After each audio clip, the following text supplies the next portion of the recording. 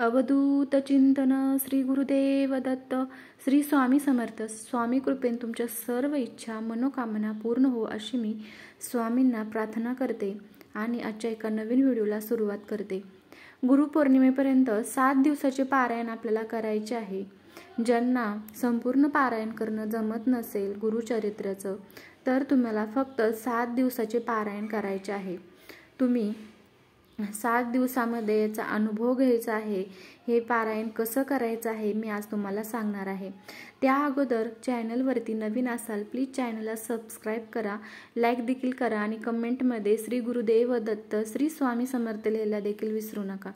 तर आज आपण पाहत आहोत गुरुचरित्राचं 7 दिवसाचं पारायण कसं करायचं आहे.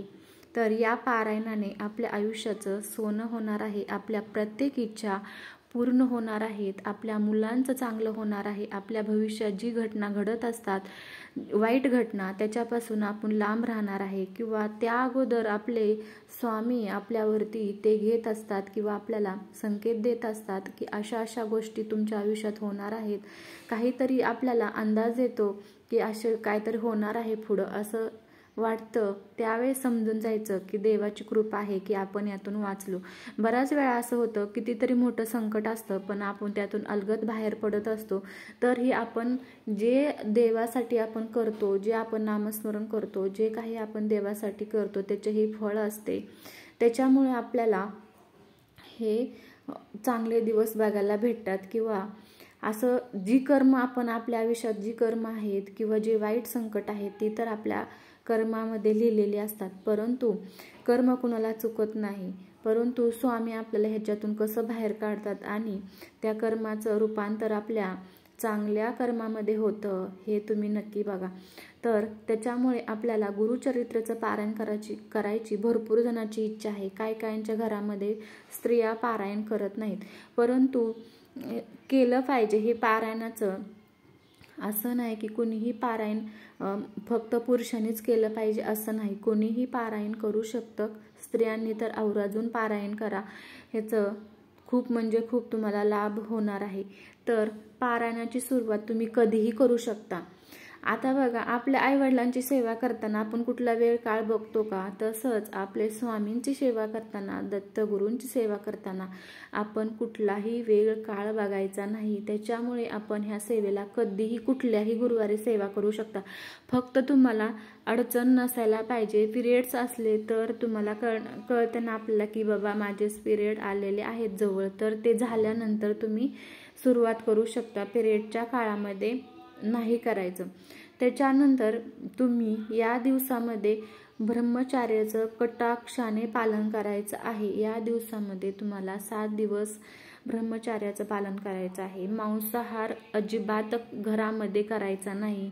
तुम्ही दुसऱ्यांनाही करून द्यायचा नाही किंवा दुसऱ्यांनाही खाऊ द्यायचं नाही. घरामध्ये अजिबात मांसाहार करायचा नाही. 7 दिवस पूर्ण वर्ज्य करायचं आहे मांसाहार. त्याच्यानंतर तुम्ही घरचं जेवण जेवायचं आहे, तुम्ही बाहेरचं जेवण जेवायचं नाही.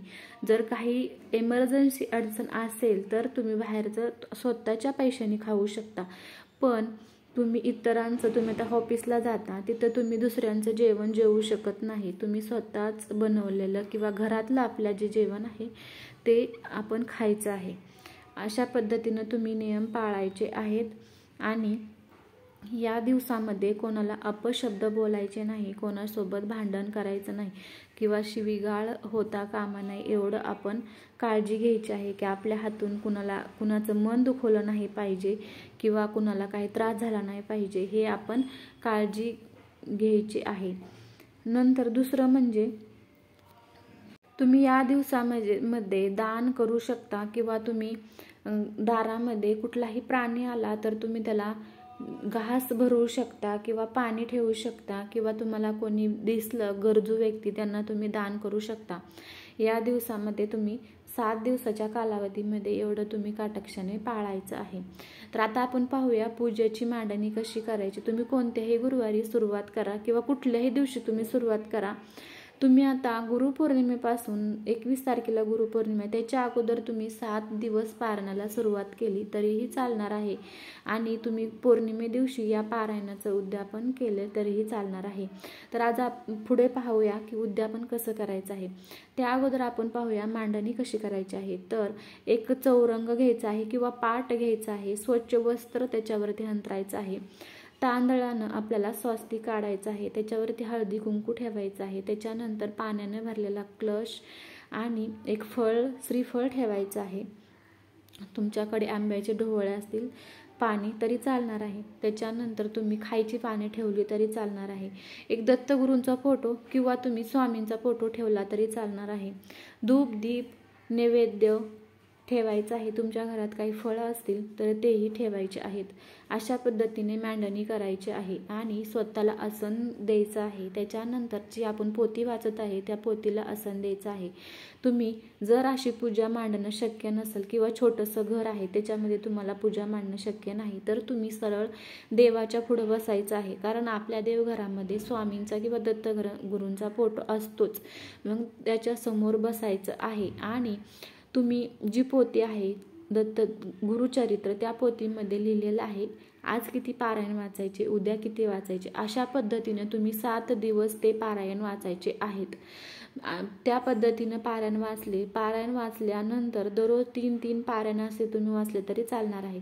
पारायण वाचल्याच्या नंतर तुम्हाला श्री गुरुदेव दत्त, श्री गुरुदेव दत्त, श्री गुरुदेव दत्त या मंत्राचं 1-2 माळ जप करायचा आहे किंवा तुम्हाला हे नाही जमलं तरी श्री स्वामी समर्थ, श्री स्वामी समर्थ या देखील माळेचा जप करायचा आहे।